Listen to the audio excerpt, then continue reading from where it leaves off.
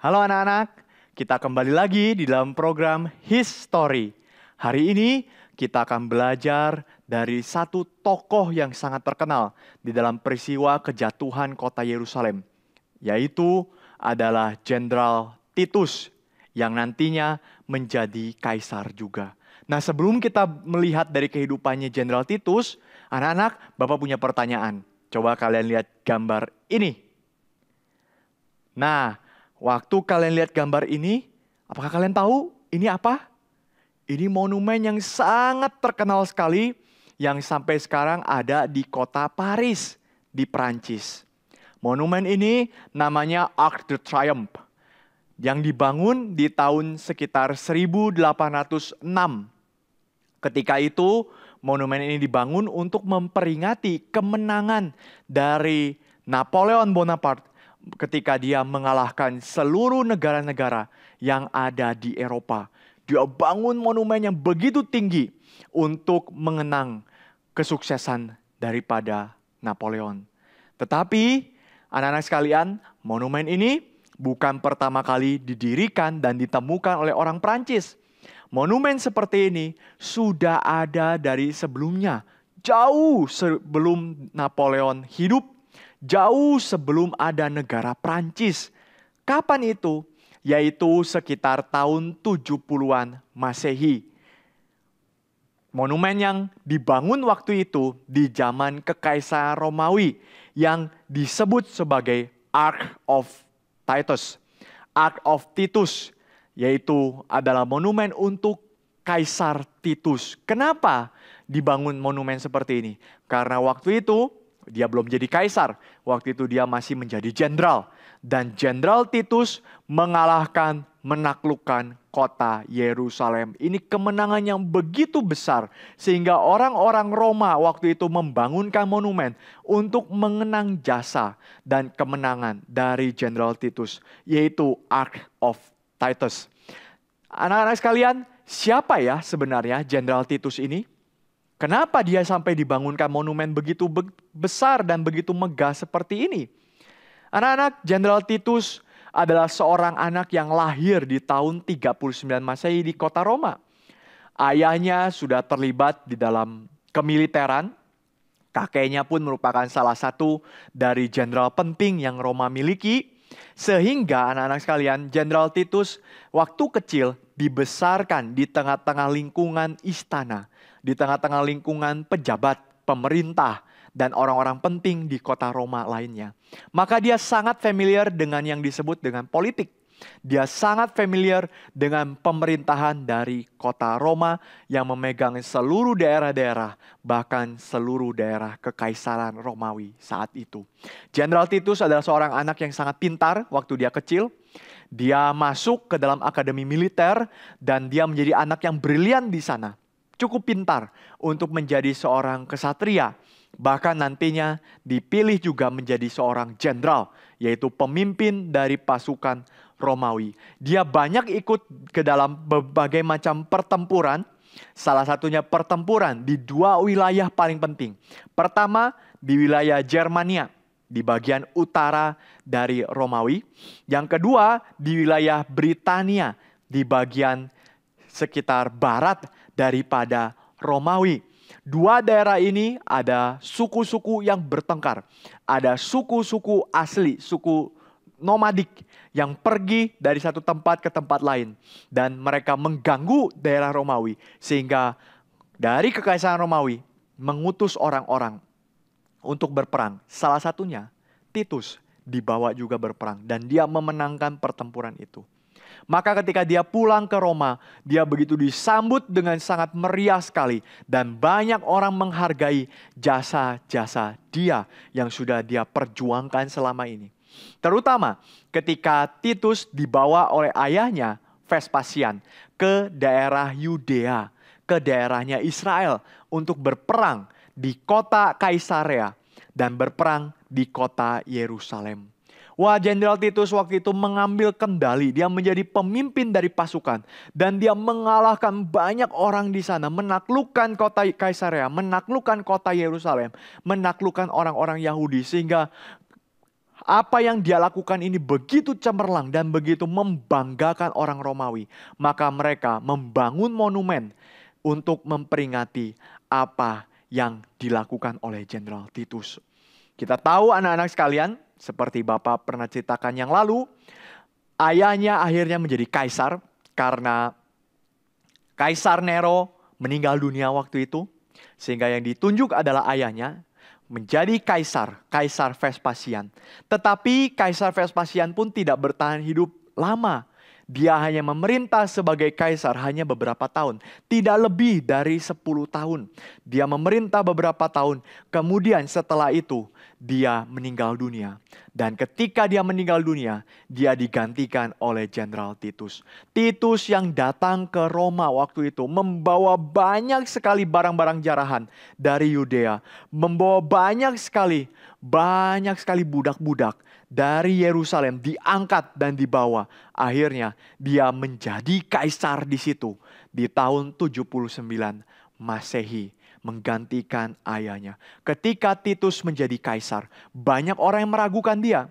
Banyak orang yang berpikir, mungkin Titus punya ambisi begitu besar untuk menjadi Kaisar Nero kembali. Kaisar Nero di dalam sejarah kekaisaran Romawi adalah salah satu kaisar paling jahat, paling kejam, dan paling dibenci oleh rakyat Roma. Jangan-jangan Kaisar Titus ini akan menjadi Kaisar Nero kedua yang menjadi orang yang sangat jahat. Tetapi ternyata tidak demikian. Kaisar Titus seperti ayahnya, dia berusaha untuk baik kepada rakyat. Dia berusaha untuk menghadirkan damai di tengah-tengah rakyat, kesejahteraan di tengah-tengah rakyat. Dan karena itu Kaisar Titus membuktikan dia adalah kaisar yang begitu mencintai rakyatnya dan dicintai juga oleh rakyatnya. Apa yang dia lakukan? Ada beberapa hal. Salah satunya adalah dia menerapkan satu kebijakan untuk menghapuskan pengadilan bagi pengkhianatan. Kenapa harus dihapus? Karena pengadilan bagi pengkhianatan adalah satu peraturan yang dibuat oleh Kaisar Agustus, kaisar pertama Romawi di zaman Tuhan Yesus lahir. Kaisar Agustus mengatakan harus dibuat pengadilan untuk pengkhianatan. Supaya apa? Supaya semua musuh-musuh politik, semua orang-orang yang tidak senang kepada Kaisar Agustus bisa dihukum melalui peraturan itu.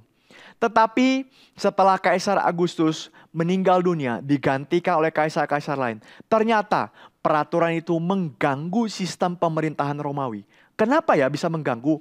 Karena banyak kaisar yang tidak suka kepada orang-orang yang dianggap musuh oleh dia. Tidak suka kepada orang yang berbakat. Tidak suka kepada orang penting ini, orang penting itu. Maka setiap kaisar yang tidak suka kepada seorang, dia akan menjatuhkan orang itu dengan peraturan ini. Dia akan fitnah orang itu dengan peraturan ini. Dan orang itu akhirnya bisa dihukum mati.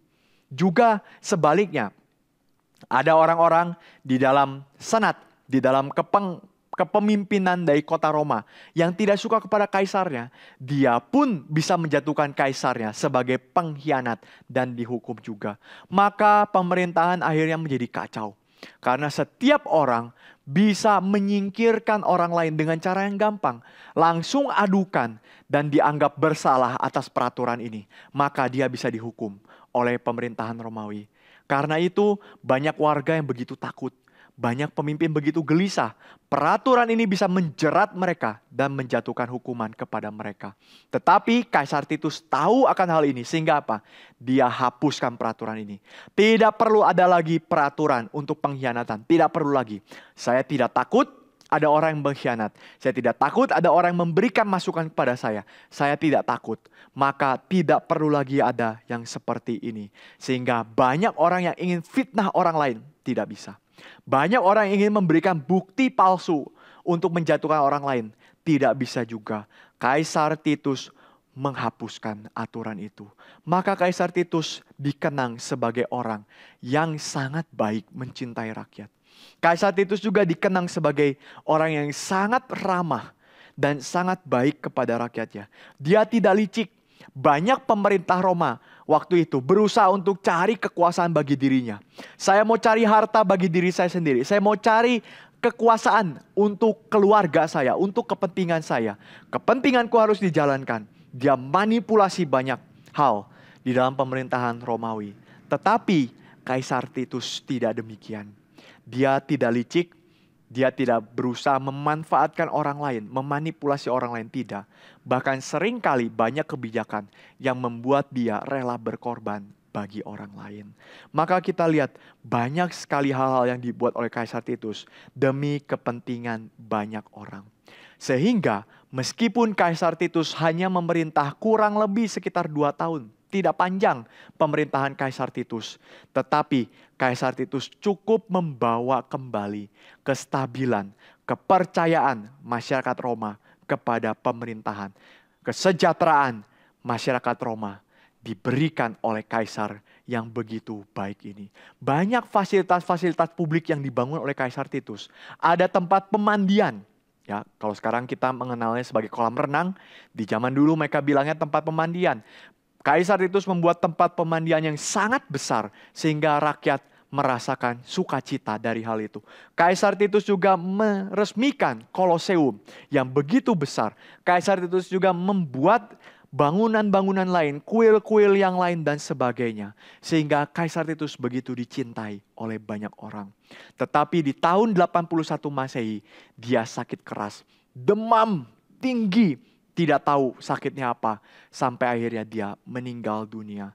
Ketika Kaisar Titus meninggal dunia, dia digantikan oleh saudaranya yang bernama Kaisar Domitian. Nah, anak-anak sekalian, kita melihat meskipun Kaisar Titus tidak percaya kepada Tuhan, dia bukan orang Kristen. Bahkan dia sempat menganiaya orang-orang Kristen. Tetapi bukan berarti Tuhan tidak dapat bekerja melalui dia. Inilah yang kita bisa lihat di dalam sejarah. Banyak sekali orang-orang di dalam sejarah yang tidak percaya kepada Tuhan. Tetapi Tuhan memakai mereka untuk mendatangkan kebaikan.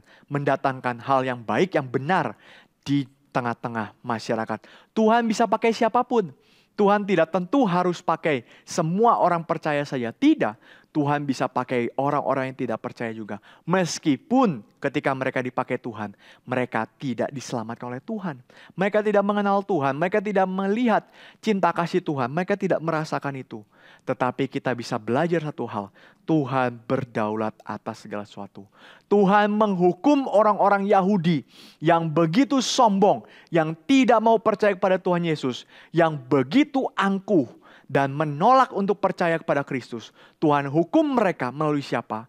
Melalui Jenderal Titus yang tidak percaya kepada Tuhan. Tetapi dipakai untuk menghancurkan orang-orang Yahudi ini. Tuhan pakai untuk menghukum mereka.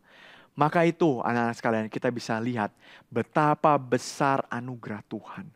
Tuhan memakai banyak orang untuk kemuliaan Tuhan. Termasuk engkau, termasuk saya, termasuk kita. Anak-anak, Tuhan juga mau pakai kita untuk kemuliaan Tuhan. Maka seriuslah di dalam hidup ini. Belajar yang baik, belajar yang benar, bekerja sebaik mungkin. Dan kita akan dipakai oleh Tuhan. Maukah anak-anak hidupmu dipakai oleh Tuhan di dalam sejarah umat manusia? Maukah? Kiranya Tuhan memberkati kita.